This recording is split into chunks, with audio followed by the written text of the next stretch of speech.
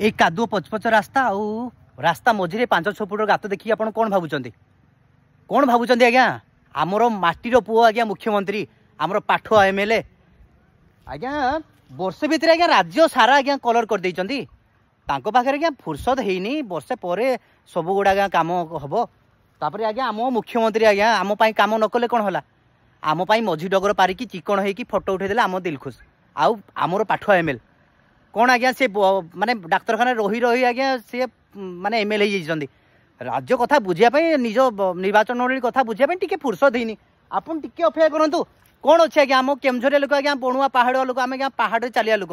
ରାସ୍ତା ମଝିରେ ଖାଲ ହେଇଗଲେ ଆଜ୍ଞା ଆମର କ'ଣ ଅସୁବିଧା ହେଇଯିବ? କିଛି ଅସୁବିଧା ହେବନି। ଅବଶ୍ୟ ଗୋଡ଼ ହାତ ଟିକେ ଭାଙ୍ଗିଯିବ, ଗାଡ଼ି ଫାଡ଼ି ଟିକେ ଖରାପ ହେଇଯିବ, ହେଲେ ହେଲା କ'ଣ ହେଇଗଲା? ସାରା ରାଜ୍ୟ କଥା ବୁଝି ବୁଝି ଆମ ପୁଅ ଟିକେ ବ୍ୟସ୍ତ ହୋଇଯାଇଛନ୍ତି, ଘର କଥା ଟିକେ ଭୁଲି ଯାଇଛନ୍ତି। ତ ହଉ, ବର୍ଷେ ପରେ ହବ, ଆପଣ ଏତେ ବ୍ୟସ୍ତ ହେଲେ ହବ ନା କ'ଣ? ସାରା ରାଜ୍ୟକୁ ପା ସେ ବର୍ଷ ଭିତରେ କଲର କରିଦେଇଛନ୍ତି, ସବୁ ନାଁ ସବୁଆଡ଼େ ଫଟୋ ଲଗେଇ ଦେଇଛନ୍ତି।